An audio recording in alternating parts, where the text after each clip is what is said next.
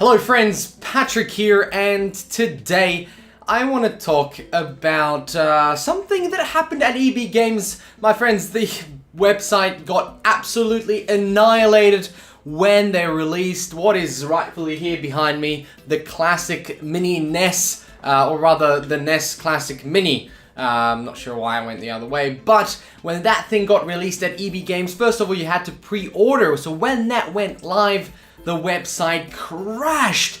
Everybody rushed to get this device. It's like there was a hole in the marketplace and Nintendo suddenly realized, hey, we can fill that if we made a console that played all our old games that are now usually on the internet illegally as ROMs. And people play them on emulators. And why don't we make a console? Why they didn't do that a long time ago is beyond me. Originally, the NES was released in 1985, so it's been a long time. I mean, 30 years or so. So why haven't they released anything like this before? I don't understand. Maybe they thought that, I guess they work on new consoles, but some people do like the classics. And even the PlayStation and the Microsoft's Xboxes are going a little bit backwards with some backward compatibility, allowing some old games to be played. I still think a mini PlayStation 1 would really rock the world right now, and even an Xbox emulation on the Xbox One. Come on, the thing is powerful enough to run all those games, and I can definitely admit Sony's console can also run all those old games. I mean, come on, how fun would it be to play some of those old Sony classics, and of course, the old Xbox classics like Halo and so on and so forth. Halo 1, I'm not sure if that's available on Xbox One. Anywho, the NES, the mini NES went crazy in Australia anyway. The website got shut down, well, it got basically it's a DDoS attack. That's what happens when you got too many people trying to access the same thing. A couple of my friends tried to pre-order it and buy it. They didn't get it at all. They couldn't. It just didn't work for them, and all the units were sold out within minutes, my friends. Nintendo sent, I don't know how many sent to Australia, but they all got sold out pretty darn quickly, and there's none left. But what is it about this device that has everybody losing their mind for it?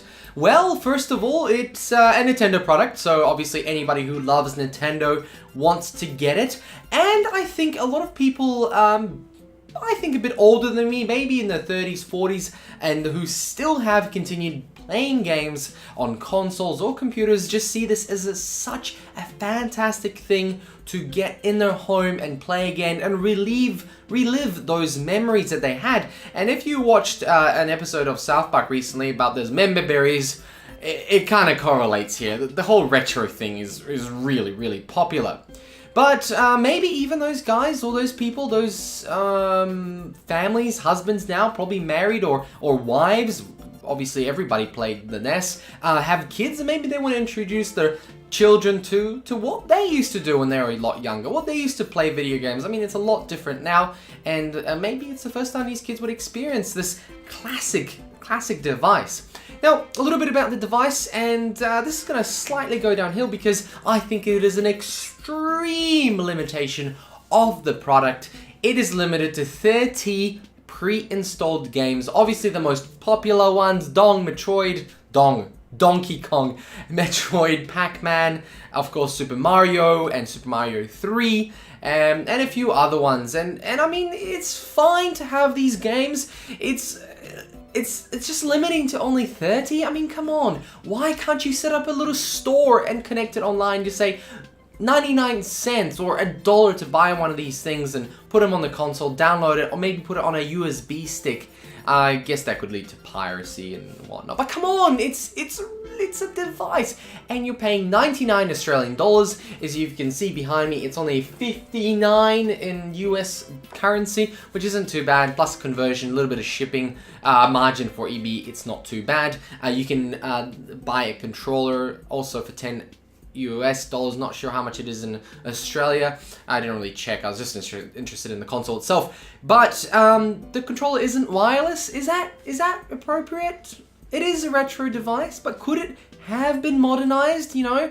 It's just little things, I suppose. I hope there is a Bluetooth chip in there that can have wireless ones. I mean, it'd be really nice to have that comfortableness, because sometimes having something retro isn't always the best thing to have it exactly the same way. A wireless controller is actually just comfortable to use away from the device. Now, it does come with an HDMI connection, so all the sound and things go through that. I'm really not sure about this. There is a 4:3 mode of the games, and obviously the games all were designed that way on old CRT TVs. It also has a flicker screen CRT TV, and I read this all off the front, and I've watched some videos about it. It's nothing secret. It's not running any special specs or anything. It is just an amazing little cool retro device that got sold in minutes, and now is on eBay for about 300 Australian dollars more. That's like minimum what I've seen. So basically people bought it for 100, now selling it for 300. A little bit of profit, but why don't you keep it? Use it. It's cool. Come on. So, as soon as this came out, I thought to myself, wouldn't it be cool to buy it? I thought, oh, maybe it's not that popular, so I couldn't buy it. Obviously, it was sold out. But I thought, is there any other way I can get my hands on that retro gaming experience on the big TV? What could I do? Well, my friends, I found the answer, and it's right here. This is the Raspberry Pi 3. I bought it for $60 with delivery from Channel 14, Element 14. These guys over here. So you can check them out. 60 bucks Australian. They delivered in one day, which was impressive. And the thing about this, it has a Linux system that you can load up on this that is called RetroPie.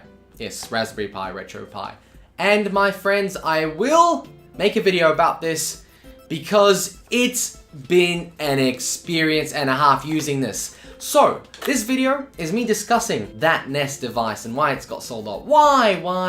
Because it's so popular and people want it. There's a hole in the market. But I want to make a video about people being able to play all those games plus more if you own the ROMs on the Raspberry Pi 3. And that will be the next video after this one, so stay tuned. Give me a thumbs up or a thumbs down if you want to see more or less, up to you. Subscribe to see more, and of course, I'll see you in that video. I'm so excited to show you guys what I've spent the last 2 weeks playing around with. Well, 2 weeks, 1.5 weeks, ordered it midway through the week, but I'm so excited and it's so cool. And I guess, quick word about the mini NES.